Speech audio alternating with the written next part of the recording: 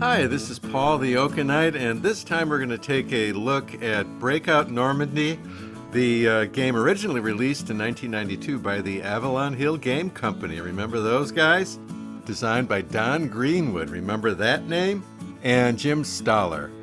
It was subsequently re-released in a deluxe edition by the L2 Design Group in 2011. So, hey, why are we taking a look at a game that goes back to the last millennia? Well, one of the reasons why is that it happens to be in the top 100 list of all-time war games in the Board Game Geek rankings. So it's still highly ranked. It's also interesting enough, it's within a few slots of Normandy 44, which is ranked, maybe about 5 slots higher, and a few slots above the Hexasim game Victory Roads. So we have 3 basically Normandy games, or Western Front games, all ranked in the top 100, all within 10 slots of each other. So I think this guy is worth a look just because of that. The game is also noteworthy because it actually still is available. I checked it out on eBay, and even though it is out of print, I saw a good dozen copies for sale, and including a couple copies of the L2 edition.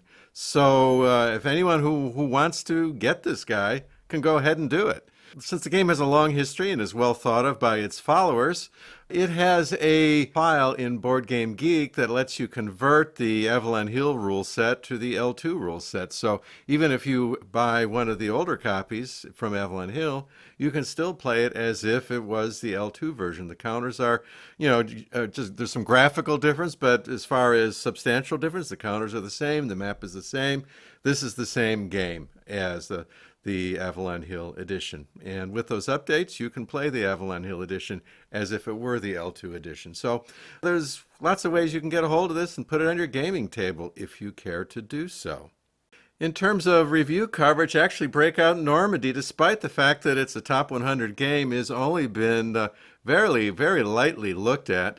I know Marco has a couple out there. He has one on the base Avalon Hill game, and then he did a components review on Breakout Normandy, the deluxe edition by L2. So there's not really a lot out there to look at on this guy, so I hope to add to that here. Now, I think I'll go ahead and use Marco's components review as kind of a point of comparison. So let's start by taking a look at some of the points Marco made, and then I'll give you my 2 cents and you can decide, who's right here. The first thing he did on the box is that he took a look, he was kind of critical on the box art for the L2 edition, and he was saying that this photo is kind of grainy, and it's, it was a smaller photo that they stretched out and put on the box and all of that, and I don't know, I think it kind of, you can kind of imagine you're in that Higgins boat and you're waiting to hit that beach. I kind of like it. And as far as the quality is concerned, I think it's fine. I mean, it's a game box. I don't have a strong opinion. I think it suits its purpose. Okay. Let's see. With the rules, this is the rule book.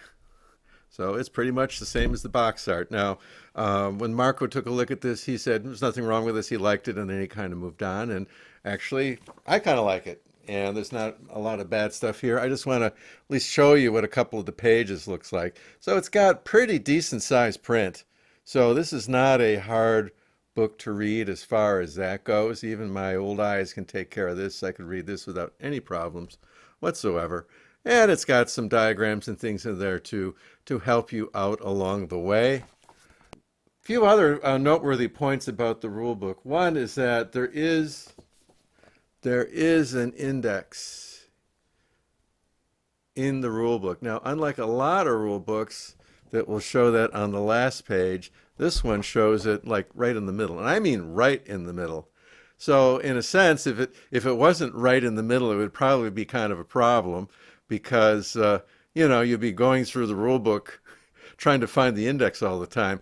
Because it's right in the middle, I don't know if that was by design or by happenstance, it's easy to flip to because, the rule book kind of naturally opens up to this page when you just flip it open with your thumb.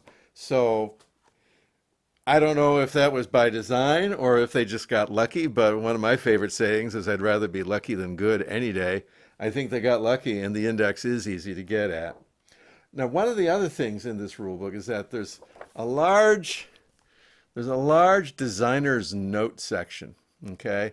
And you really should pay some attention looking at that because it kind of gives you some insights into kind of why the game is why it is and some ideas as to, what kind of works in the game, what might not work in the game, why things are the way they are, and so forth, as well as several pages of examples of play.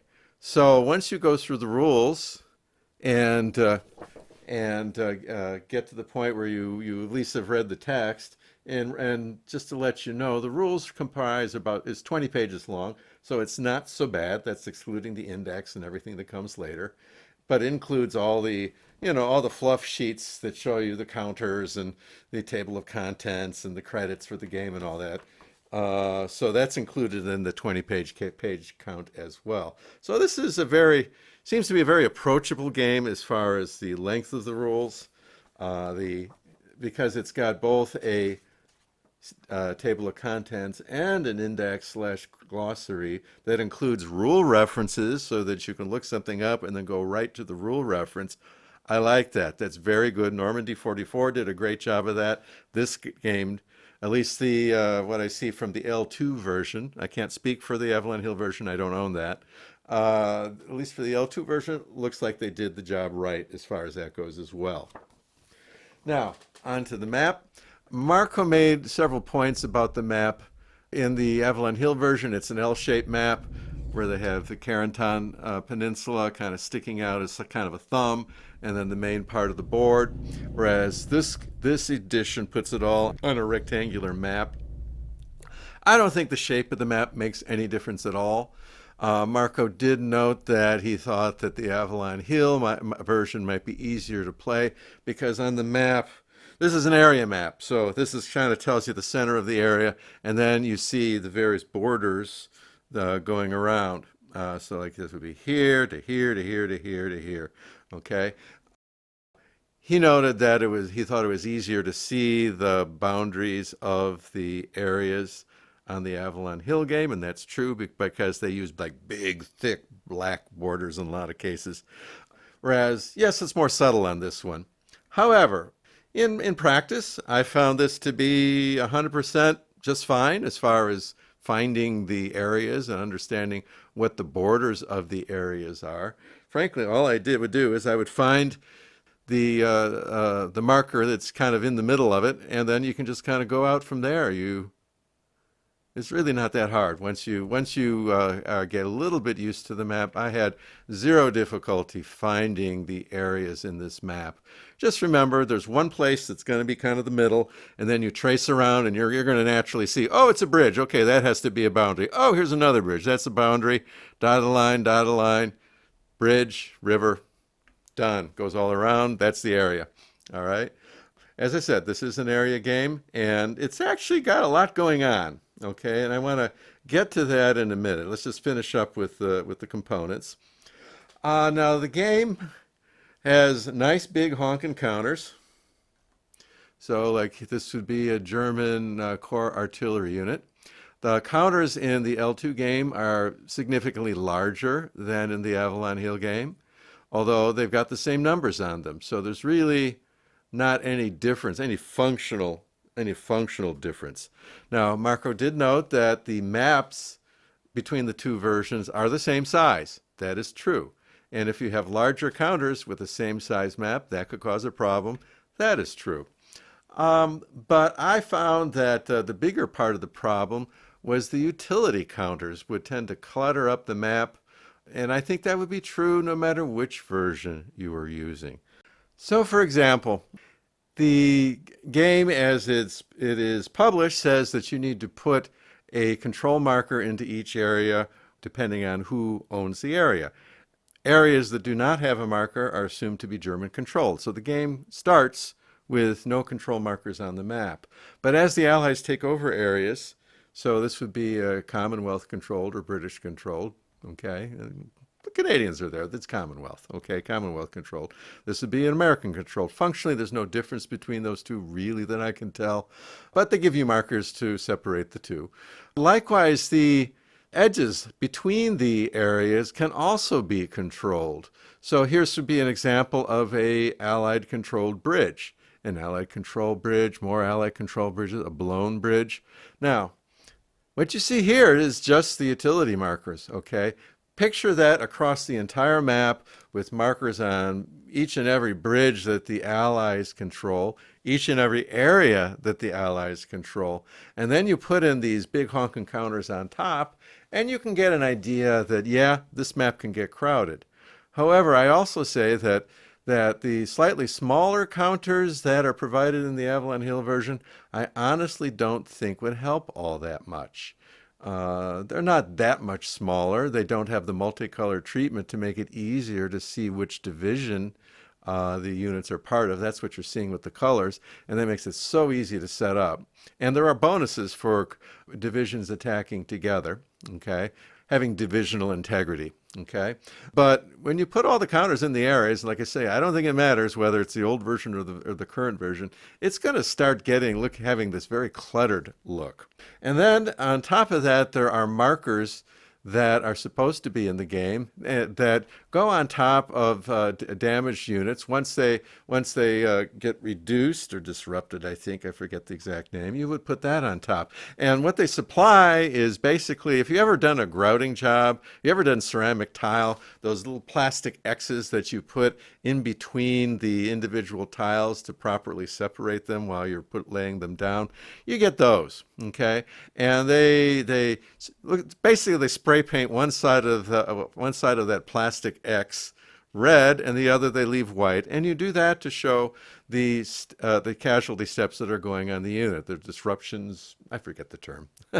Don't kill me about this. But so each unit can take 4 steps. Okay, first one flips it, it's fatigued, or like that. Then you put the white X on it, then you put the red X on it, and then it's gone. Okay, and they pretty much all work that way. My copy, for reasons unknown, did not contain that, so I was missing that from the counter mix. And actually, it's not a counter. I mean, it's literally the plastic X's that you use in a ceramic tile job. Okay, what I did instead is I use tiddlywinks. Okay, and I like the tiddlywinks because they're thinner than those plastic X's, and you can also see through them.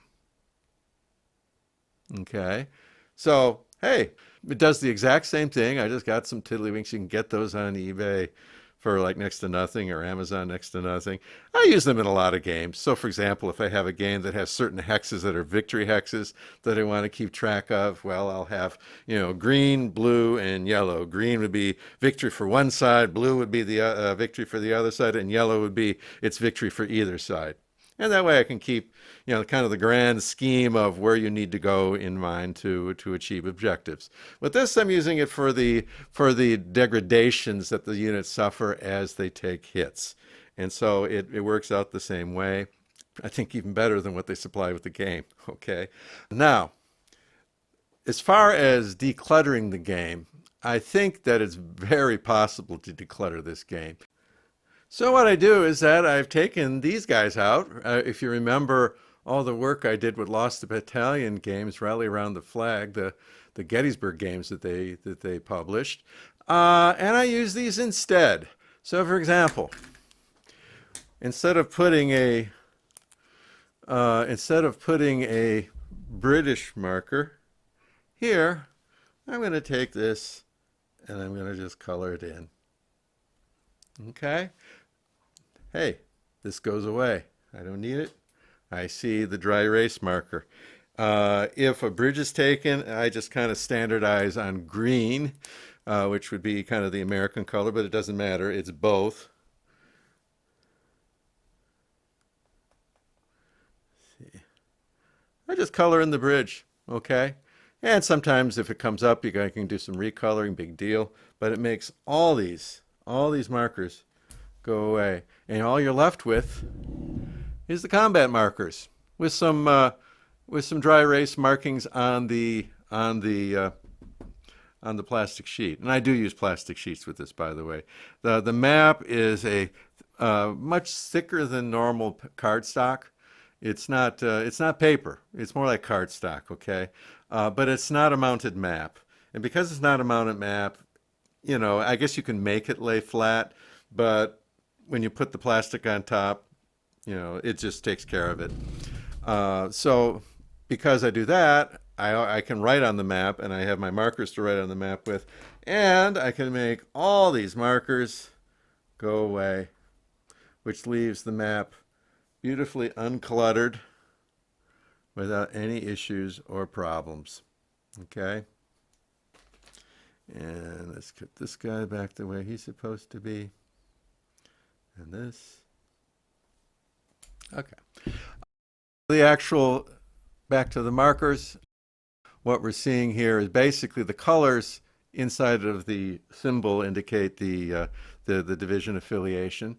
And there are bonuses when you have 3 or more units in the same division doing an attack. So it's a similar idea to what Normandy 44 has.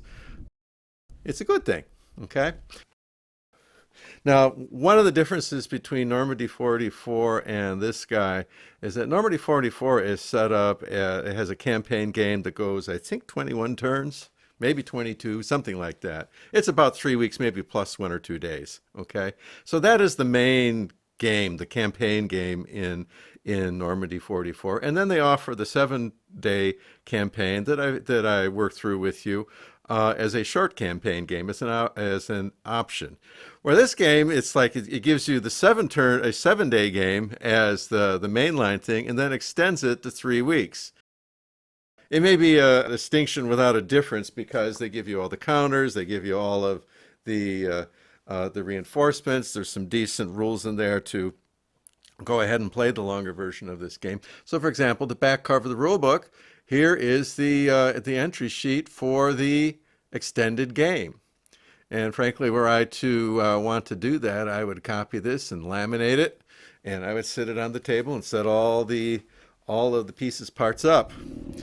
Now, on the map for the first 7 days, here's the Germans. They're all set up according to the schedule.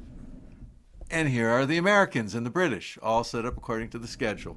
So for the first 7 days, it's on the map. If you want to extend the campaign out to 3 weeks, then you have the extra sheet. I don't think that's a big deal. You have your invasion boxes where all of the allies are waiting to hit the beach. And I've gone ahead and placed the jumpers, okay? So you can see some British jumpers here. You can see the American jumpers over here. The guys are on the beach, and that's how this game is ready to start. Now, there are some big differences, even though it's kind of interesting. It's the same topic. It's the same time span, pretty much, as Normandy 44. And this game is entirely different. It's entirely different. Normandy 44 is a hex and counter game, as I demonstrated. This is an area game, right? But more than that, it is an impulse game. So Normandy 44, it's you turn, me turn, you turn, however you want to do it. This one is more back and forth, back and forth, back and forth, okay? And you keep track of the back and forth on an impulse track. And similar to, say, Victory Game Civil War, if you get the wrong dice rolls, the dice rolls can actually end the turn. So you don't even know exactly when the turn ends. Generally speaking, you're pretty sure that the turn is not going to end immediately. But the farther into it you get, the percentages of the turn ending start going up and up until it finally happens. All right? Okay. I'm not going to do a full playthrough of this. I think I did one of those already with Normandy 44, so I think my brain needs a rest. But I think it might be worth just showing you, rather than talking through, what a turn might look like, just to give you a feel. So without further ado, I think I'm going to go ahead and start turn 1 to show you kind of what this looks like. So to begin with, let's take a look at how we've got the board set up, make sure everything is where it needs to be. We need to have the impulse track set up at 0. There are some ways that this turn can start down below 0, which would tend to lengthen the turn, okay? And then there's a weather indicator. Now, the first turn of the game, maybe counterintuitive to what people are used to thinking, here's the turn track. It starts as clear, all right? Clear. So we have no weather effects to deal with on the first turn. Now, the weather, unlike most games, the weather can change in the middle of the turn, all right? So basically, both sides are making these impulse rolls, and if you ever have it an exact match after all modifiers are applied, that will change the weather, all right? And the effects of the weather can impact especially the German player, depending how long during the turn the weather is good or bad. So it matters that the weather changes during the turn, and you'll get a partial effect of some of the weather effects rather than the full effect if it was bad weather the entire turn. All right. The game has a very nice player support card, player reference card, player aid card. Here is the sequence of play, okay? And it starts, as you see, with an airborne phase, all right? And the airborne phase is simplicity itself. There are no disruptions to deal with. There's no scattering. They just land where they're supposed to land. And just so you can see, the units, you see that 50? Well, that's each area has its own area number, okay?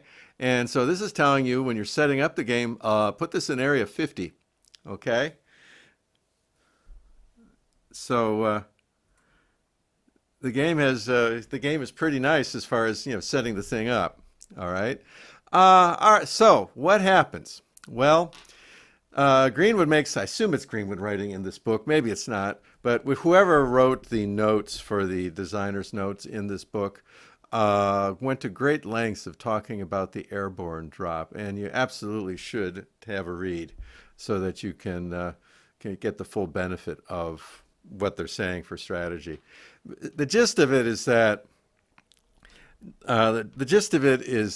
the Allies or the jumpers are given an option of they can go ahead and just land and do nothing. They can land and attack the German units that are in the same area, or, and this is the only time during the game you can do this, they can take control of bridges. Okay, and there's a raging debate as far as should you be attacking to clear the Germans out of the area or should you be taking the bridges. And the designer's notes are saying, well, if you go after the units, you'd best win. Okay, it's kind of a high stakes gambit if you do that. More conservative play, take the bridges. Okay, so I think I'm going to take the bridges. So each Allied unit, each jumper can go ahead, has the option, not the obligation, to become exhausted and to take control of one bridge in their area, okay, that's bordering their area. So for example, we've got 4 guys here, okay? We could attack this this emplacement, this shore battery. But instead, we are going to take as many bridges as we can because you see we have 1, 2, 3, and then we have 2 more guys here. So I'm just going to play it kind of vanilla and say, all right, I'm going to commit these 3 guys, and they're going to take 3 bridges. Okay, take control of 3 of the area sides that include the bridge. So I have spent 3 units and I have taken control of those 3 area sides, okay, which include the bridges. All right, so that's going to make it much tougher for the Germans to get in here. Still possible, but it makes it much tougher for them to get in there because they got to go over an American-controlled bridge. All right. Now, the area has started with a German unit and it started under German control. That German unit is still there, and until each and every German unit is kicked out of this area, the area will remain under German control. So this is a German-controlled area that's being contested. All right. The states of areas can be, they have lots of states, and those states can go ahead and influence how assaults work. All right. So you can have a enemy-controlled vacant area. You can have an enemy-controlled area that has units in it. You can have a enemy-controlled contested area, which is what this is. You can have a friendly-controlled contested area, and you can have a friendly-controlled area or a friendly-controlled vacant area. You have all these different states the area can be in. The area itself, if you look, some are squares, some are circles. The square area designations let you know that, oh, this is bocage. This is bocage. So bocage, bocage, bocage. The colored, when they're colored, that lets you know that's the extent the naval bombardment can happen in that area. So you see to the left, they're white, to the right, they're green. Well, the boats are firing from over here, so they're naturally going to be along this coastline. All right, so that's what that's about. The number is a defensive benefit. So this +2 is a defensive benefit. That's a +3 up here, and it's a bocage. All right. Bocage basically says you ignore the first hit on the defense. All right. So we went ahead and took one bridge, and then over here next door, we've got another. And I think I want to control this bridge that's linking these two. I'm left-handed. I'm having to do this right-handed, so excuse me if it's not quite as neat as it might otherwise be. All right, and then we got the Brits, and they only have 2 units here. But hey, remember Pegasus Bridge? Hold until relieved. Hold until relieved. That's what we're going to do here.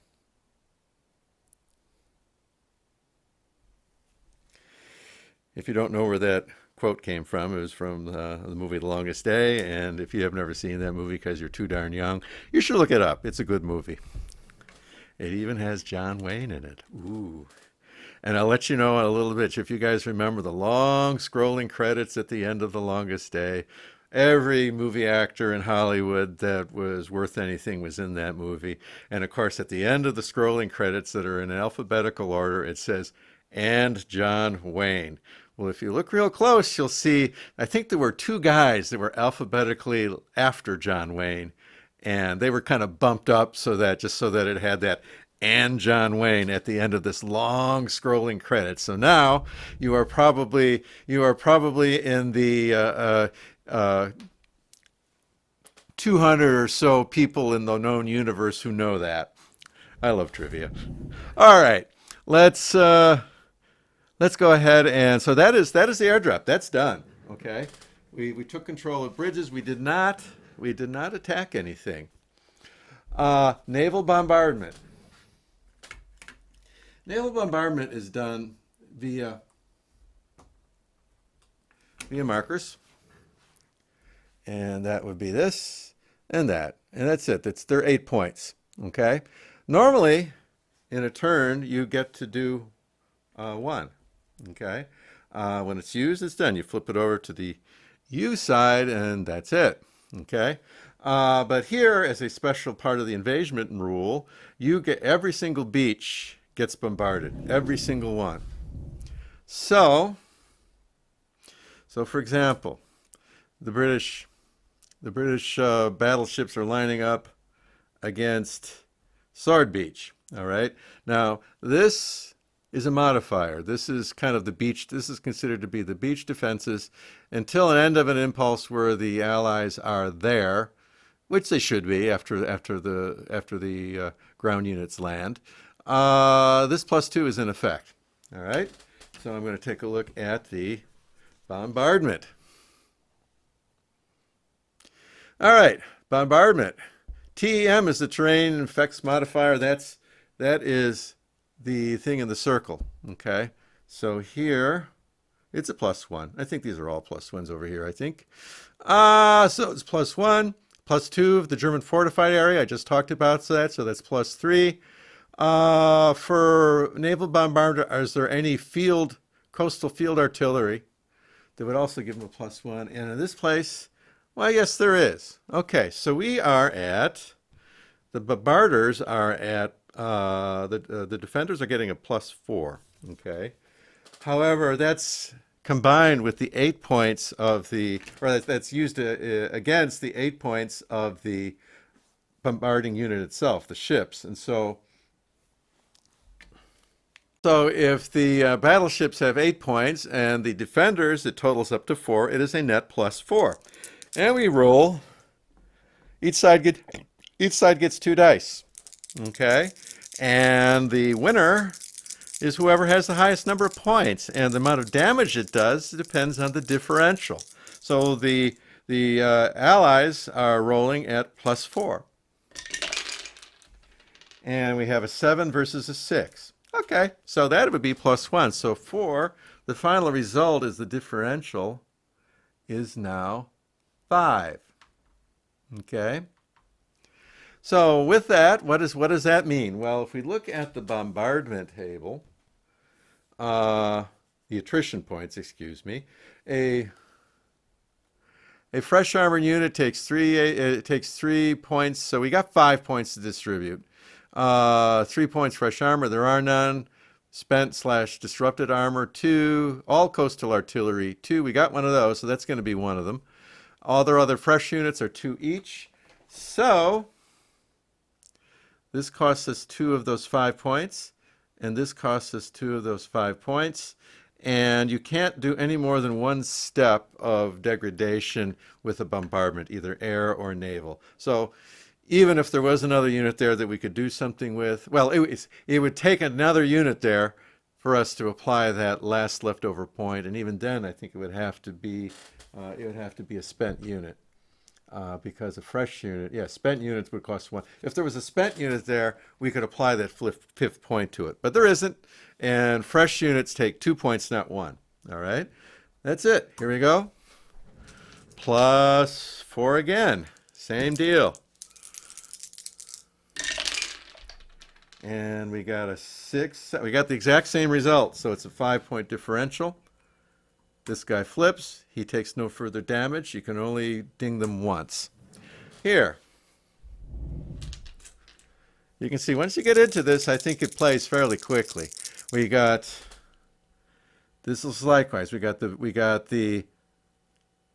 beach defenses, we got the inherent defense of the area, and we've got a shore bombardment unit that gives a plus against naval. All right, so it's still a +4. And this time the Germans rolled huge, the Allies did not. There's no effect on this beach. Next. Omaha, our favorite place. We got the +2 there, we got the +1 there. Same thing, it's going to be +4. +4. There's a 5 for the Germans and a 4 for the Allied. Now, you see this, it says advantage, okay? Any side that has the advantage can choose to do a reroll, all right? They spend the advantage, the unit flips, okay? The other side may not use the advantage in the same impulse in which it was flipped. So the Americans could go ahead and say, yeah, -1, so with the +4 that's inherent, oh, I'm sorry, using the wrong battleships. Here they are. Meet the new battleships, same as the old battleships. All right. They're 8 points. So it's a -1 on the die roll, and there's a 4 points there. So the net result is this, there's 3 points here. Okay. 3 points. And those 3 points are, I see, well, 2 of them are here. So we get the coastal defense unit, but we do no other damage. So not great, but I think You don't want to have the coastal defense unit there when the invasion is coming, so I'm going to call that good enough. All right, and I'm not going to use that re-roll because it could be worse. It could get worse than that. All right, here's +4, right? Oh no, +5 because there is no coastal defense unit here. This is just a regular infantry unit, so they get the 2 for the beach defenses and the +1 for the area, and that's all they got. So the differential is 5. Differential is 5. We roll, and we get another 3 points for the Allies, so it's 8. Well, again, this costs 2 points to spend this guy, and there's nobody else there. That's all that happens. All right. So it would have been nice to get that roll on Omaha, wouldn't it? Well, it's the way it goes. All right, that is shore bombardment. At this point, the Allies get to perform 2 air bombardments. Have to be in different areas, have to be on the beaches or on the shoreline or one zone in. So since we whiffed over here, let's try to get rid of this. Let's try to get rid of this coastal defense unit. We have 2 points for the beach, 1 point inherent to the area. Now, in this case, coastal defenses don't do anything, don't modify the anything for the air bombardment. That's only for the battleships. So they don't do anything special. It would be a flak unit would be necessary to go ahead and modify the role further for air bombardment. And then we see a flak unit down here in the corner. But here there are none. So unlike the battleships, these guys only have 5 points each. So they start at 5. We have 3 in defense, the coastal defense plus the beach. So there's a differential of 2. Differential of 2. So let's go ahead and do that. I think it's a good thing to clear these coastal guys out of here before the guys land on the beach. So the Americans, or the British in this case, get +2 on their roll. And it's a 6 for the Germans and a 10 for the Allies. So huge differential. All we need is 2 points to flip this guy. Okay, and so now he's taken care of. And likewise, we're going to go and bombard this guy because he can go ahead. The coastal defenses can shoot one area across. So this guy can interfere with both Gold Beach and Omaha Beach. So we want to make this guy go away. All right. So we've got a 5. Now, in this case, this is not a regular beach landing area. There are no coastal defenses here. It's only the +1 for the terrain. So this guy, it's going to come out to a 4-point advantage. So the odds are pretty darn good that we got to deliver 2 points on this guy to go ahead and have him be spent. Once he's spent, he can't assist and he can't actually do shore bombardment anymore. He's got to have his fresh side up. All right.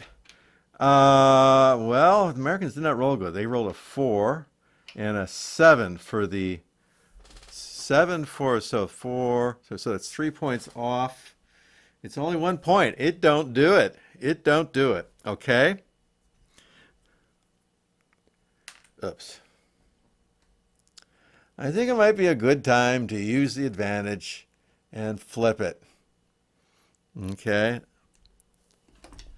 And let's see what it does. So they get to reroll that. And it's a 7 versus a 7. So it does indeed flip. Okay.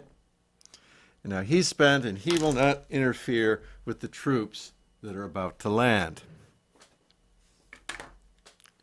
So here we have 3 units of the American 4th Infantry Division, 3 regiments coming in. The artillery has to be left behind. They cannot take part in the invasion itself. Against 1 lonely shot up German. However, we have 2 coastal defense batteries that get to shoot. And so for each one that can shoot, there's a 1 chance in 6 of a unit being flipping before it hits the beach. So we have 3 units. They're all identical. I'm going to throw 3 dice, and for each 1 or 2 that I roll, since there's 2 of these guys shooting, the unit will flip. And we have 1 flip. So this guy is not really going to take part in the combat.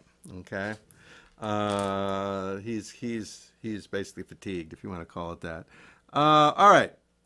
So that is done. Now we have to calculate what are the combat odds. Well, on defense, we have 1 in the area, and we have 2 for the coastal defenses in the invasion zone. So that's 3 points on the defense. We no longer have divisional integrity since we only have 2 of our units coming in. So we have you designate 1 as your prime attacker, 1 as your prime defender, right? In this case, okay, so he's a 6 points on his attack, and then all the other non-fatigued units that are there add in 1 point. So this is 6. That's 7.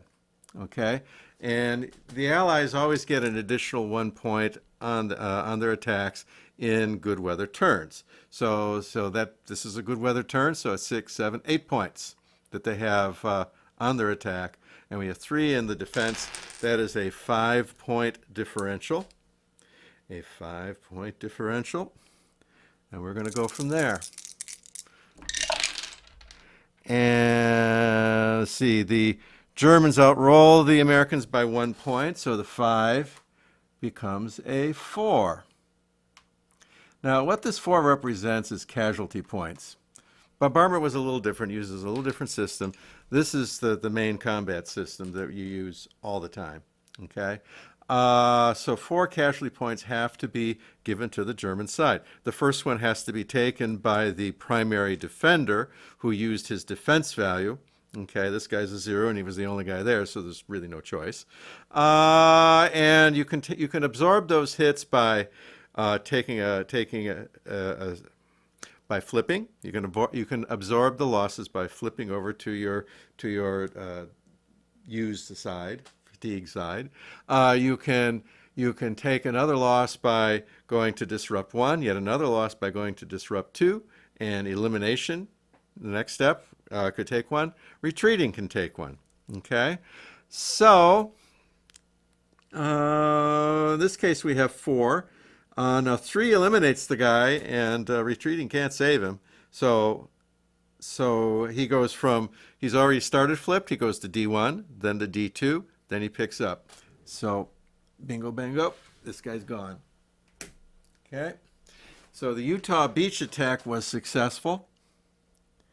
We have 2 guys. Now, at the end of this combat, all the guys are not fresh. Okay, they are used. And they are done. Now, using the system that I'm using, we've kicked all the Germans out of here. We have kicked all the Germans out of here, so rather than putting down one of these guys and cluttering up the map, I just colored in the dot. Hey, it works for me. All right, going on to Omaha Beach. At Omaha Beach, we have a much more robust defense, and I threw everything but the kitchen sink in to try to crack through this. On defense, first we have 1 coastal defense unit within 1 zone of this invasion, which is why we really concentrated on taking these guys down. It would have been nice if we had gotten all 3, but we had to use 1 bombardment, or one air bombardment over here to take care of that guy, to help the Brits out. So they have 1. So on 6s, or excuse me, on 1s, the guys flip. So we have 3 in this orange division, which is the big red one. The big red one has 3 regiments. Do we get any 1s? No, we do not. So they come in fine. Then we have, what is this, the 29th. We have 2 regiments from the 29th. And we're good there. And then we have the Rangers. We have 2 Ranger units coming in. So far, we've been pretty darn lucky. Ho-ho! Hey, no effect. All right. The Americans are happy. Bradley is ecstatic. All right, so we've got 6. No, let's look at this. Take a pause. That's the attack factor, right? Attack, defense. Oops. Attack, defense, movement, right? The 3 usual suspects on any game counter. You designate 1 unit as the primary unit in the attack, 1 unit as the primary unit in the defense. All others just add in kind of a point at a time for joining in the party. So this guy's a 6. We have two others from the big red one. So that adds 2 points. Plus we have 3 units from the big red one. I can say that. That is another point. So that's 6, 7, 8, 9, 10, 11, 12, 13, and we have the air power making 14, which I can't even represent on my 12-sided die. So it's 14. On the defense, we are going to designate this guy as the primary defender. He's a 4. And then we get to add in all these guys. 1, 2, 3, 4, 5. So that's 9. 10 for the area. 11, 12 for the beach defenses. So with all of this, the attack is only got a slim +2. Okay? Welcome to Omaha Beach. Especially since, well, as I say, this could have been worse if we had rolled a string of 1s. That could have been quite bad. All right, let's roll it and see what we do. 4, 6, 7. We have a 1-point win for the Allies. It was very slim. Now the Germans could use their reroll here. I'm just going to say, for the sake of brevity here, I'm going to say they're not going to do that. So what does that mean? So we only had a 1 point. We had 1 casualty point left over. It was a near-run thing. Okay.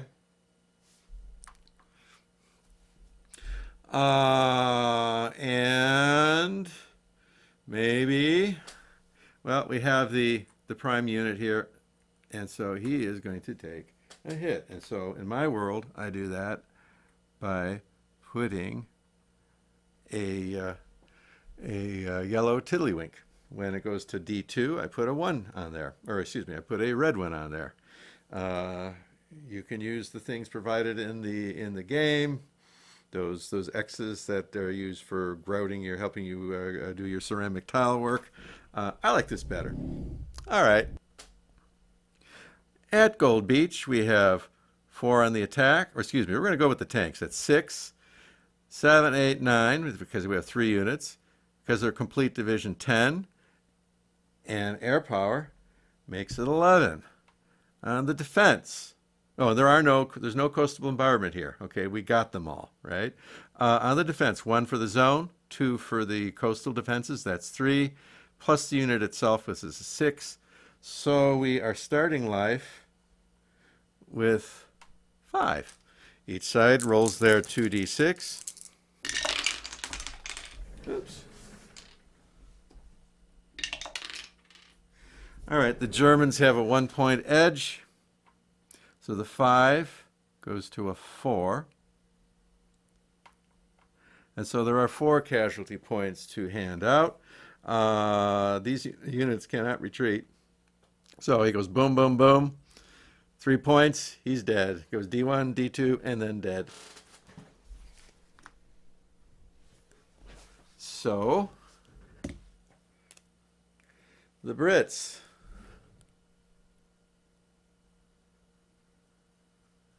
take Gold Beach. And they go to their use side. Notice we did not take any of these bridges. Those are still German held. We just took the area. We did not take the sides that go around the area. And over here we've got 6, 7, 8, 9, 10, 11 for air power. We got 3, 4, 5, 6. It's the same. It's a +5, just like the other. So we're going to take care of that. A crushing roll for the Allies. But seeing how it's such a big advantage, the Germans are not going to use their advantage. So they could flip the counter and then make a reroll, but I don't think it's going to make that much difference. These guys come on. So, Juno Beach.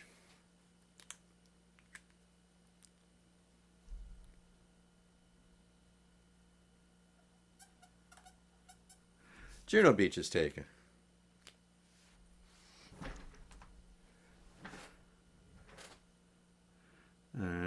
again, the bridges that are going along it are not taken, but Juno Beach itself is taken. And just to show that we have a live beachhead, you can put those national counters in. Oh, I didn't slide these guys all in. They're in here. Oops, sorry. Excuse my arm. Back to Omaha Beach. These guys flip. They're used. Let's just stack them up.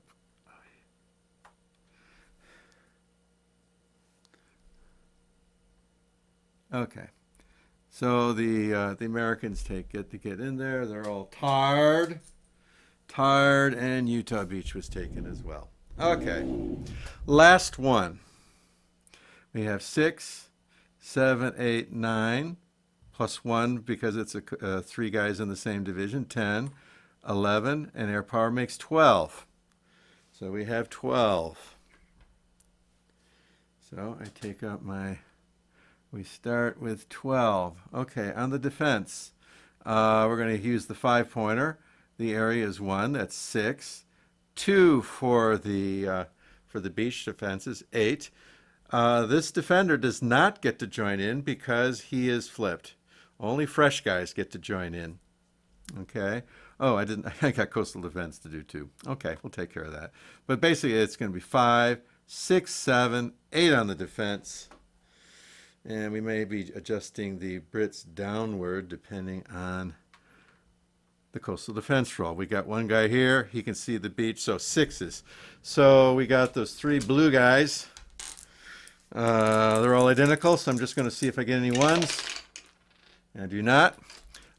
We got the tank. I really wouldn't like to see him. I would not like to see him knocked down. And he's okay. And then looks like we have a special service force guy. And he's okay. Now, if you notice here, I also hung back with the guy. That would be for a second wave attack. Okay. I'm assuming we're going to take this area, but maybe not. But if we do, this guy could come in as a second wave unit later in the turn and possibly reinforce. Because we own Pegasus Bridge. When you own the bridge, now you can move across the bridge, right? And so to help these jumpers out by getting some more strength over there. That was the idea. All right, so we end up with a +4. So I'm going to go with +4 is the end result. Okay. And now I'm going to roll, each side rolls their 2d6s. You see this game works perfectly well solitaire. There's really no issues at all with issues or problems with playing solitaire. Let's see, we got 3. So, well, they get in, but again, it's by the narrowest of margins. So all these guys flip because they were used in their assault. The Germans take 1 point. Okay, and we're going to it has to be used on that coastal defense unit. And they take the beachhead and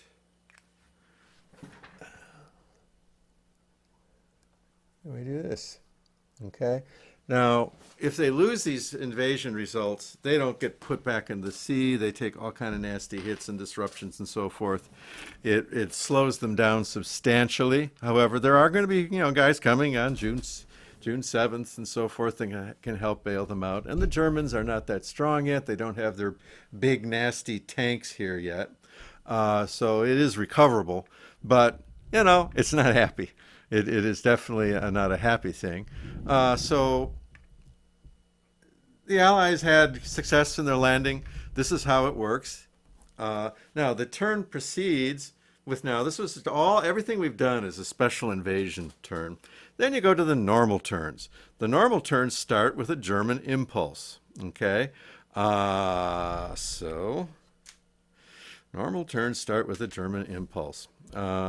I think I'm going to not do this just because, I'm just trying to give you a flavor. But the way this is going to go is that the Germans would get to move.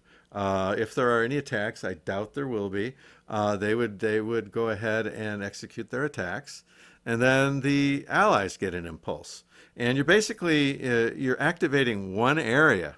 Okay. So we activate one area. So let's say, okay, I'm gonna activate this area. Okay, we got two guys in the area. They both get to move. He's going four. Let's see, one, two, three. Let's say he joins the defense over here. Since he moved, he flips. Okay, and then this guy, one, two, three. He moves. He flips. That's it. That is the German impulse. Next, the Allies get an impulse. Okay, well, all the guys that participated in the landing are flipped.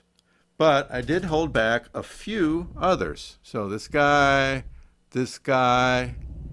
uh, these guys, and we got the artillery units. They can walk on.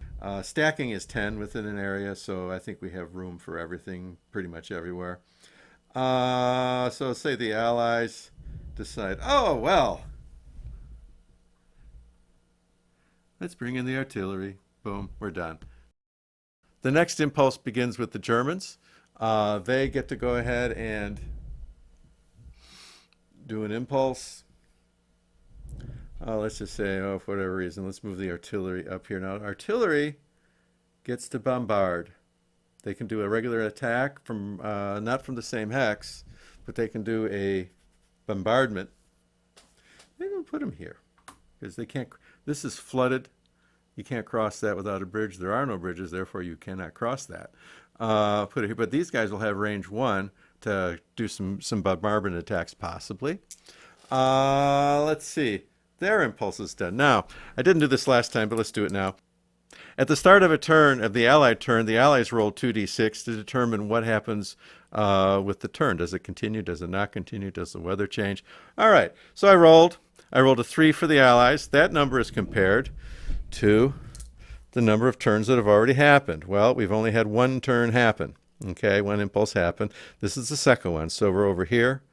But it was a 1, therefore I rolled a 3. 3 is greater than 2. You just bump the counter down and you give the Allies their turn. So let's just say, let's say we'll bring these guys in. Now let's just say this guy can make it here. I think that's 2, maybe 4, maybe 5. But he can make it here. So I could take this one and push out. All right, fine. Let's say I do that. Now, because I crossed that bridge, I basically had a free entry into that area. That is going to take the bridge and, oops.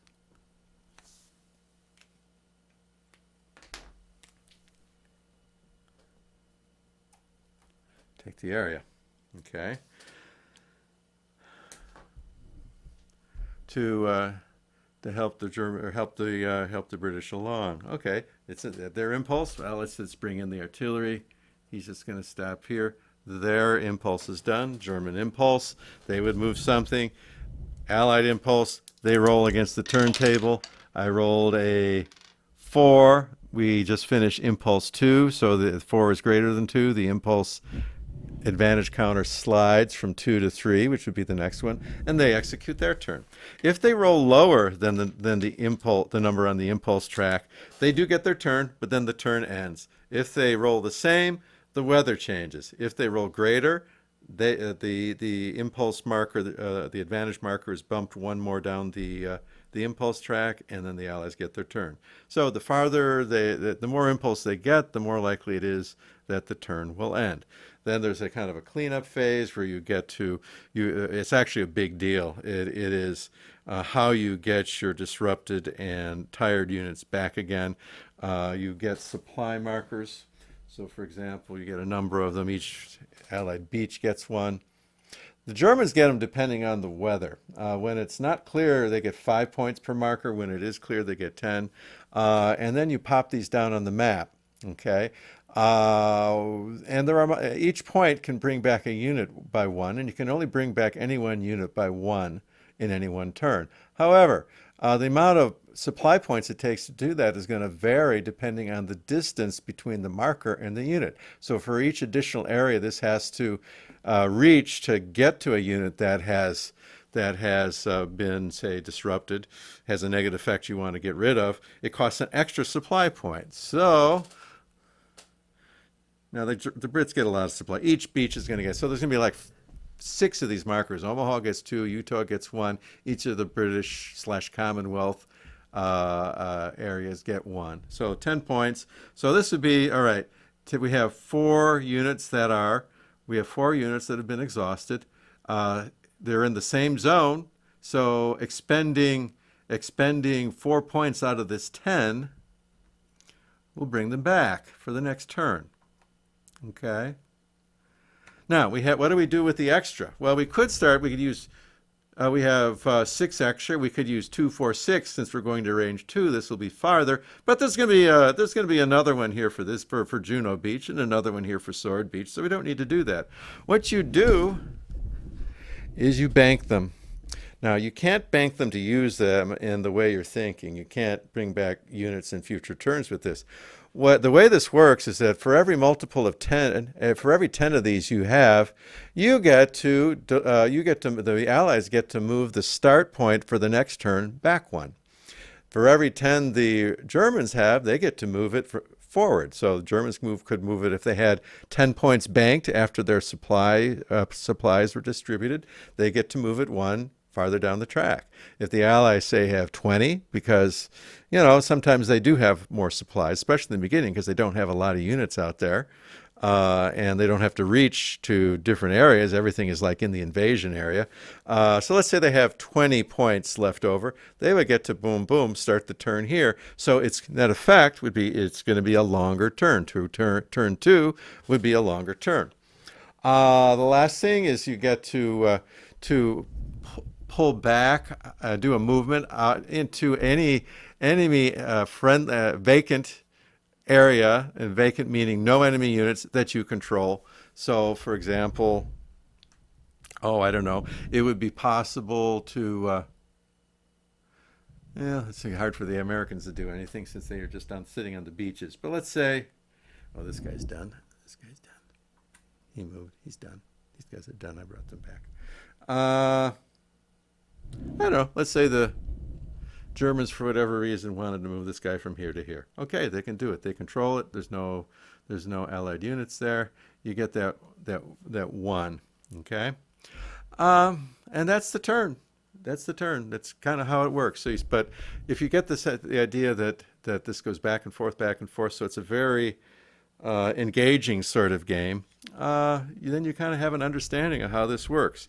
Very different than Normandy 44, which is a very conventional me turn, your turn. So how would I place these as far as, does it make sense to have both games like I do, or would you want one or the other? Only you could decide that, of course. But Normandy 44 is a conventional game in the sense that it's going to take, it might take, say it takes half an hour for a German to do his move and maybe 45 minutes for the Allies to do their move, because, eventually they're going to have more units. The Germans just kind of make their Zachbahns and hem them in. Let's say, okay, let's be generous. Let's say it takes an hour to do a turn. Okay, and you're going to go back and forth and do your thing back and forth in a normal way. Germans first, then the Allies. This one, it might take, I think the turns are going to be a little bit shorter. Okay, it may play a little bit faster than Normandy 44, but I think it's really good for two guys getting together in the afternoon on a Saturday and they just want to bang out a game. And so with this one, you are mostly going back and forth, back and forth, back and forth. And after you get to know how this thing operates, then if you've internalized all of the modifiers for there's a concept called mandatory attack versus optional attack, versus what happens when you cross a certain type of area side and what that does to you into an enemy controlled zone. Okay, so how all those modifiers work, what it does to you. Once you've internalized all of that, basically once you've internalized, this is on Board Game Geek. These are the 22 different, permutations of engagements and modifiers that can happen. So you look on the left, okay, you see river. Okay, we see river. And let's say we're attacking a fresh unit. We're looking at the second one down. So in a mandatory attack versus an optional attack, which would be a different thing. When you're going into a zone, or excuse me, an area that you have no presence in, it's you're going in there against the opposing units, and you have nobody else there at the beginning of the impulse. That's going to cause a mandatory attack. There are modifiers for that, so that kicks it into a little bit different case than a regular attack. Okay, once you internalize that, and the charts help, the game is going to move pretty quickly. Back and forth, back and forth. You saw how fast combat is. You count up your points. Each side is rolling 2d6, and you give out the casualty points. Okay.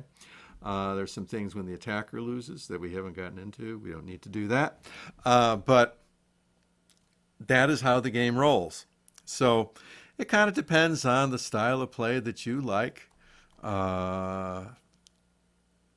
I like this game. The first time I played it, I didn't like it that much because I was fumbling around and trying to figure out what was going on. Despite the fact that you think an area movement game, oh, this is easy. This is easy. There's no hexes. Oh man, I can bang this one out pretty fast. You're not going to bang this one out that fast. There's a definite learning curve to this. On your second game, you're going to figure out lots of mistakes you made on your first one. You're going to correct them, and then maybe by the time you've got your third game, you're really going to start getting it. Once you get it, it starts flowing. And once it starts flowing, the game is a lot of fun. Okay? So, I can recommend Normandy 44. It's one of my very favorite games. I can recommend this one too, even though it's the same subject matter, same time scale. They're like light years apart in how they play.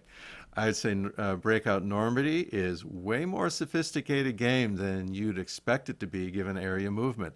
There's a lot of things we haven't touched yet, as far as blowing up bridges, reconstructing bridges. I don't know, and just a lot of little things that you can do that make sense for the campaign and let you dive into this Normandy world at a different level. All right, I think that's all I've got on this one. I'm not going to be doing a full campaign on this, certainly, but I just wanted to give you a flavor of how this works and how it compares to Normandy 44. One thing I was surprised at, just how many Normandy games are out there and just how many of them I actually have. Oh my God, I could be playing Normandy games with you guys for the rest of the year and probably have time left over.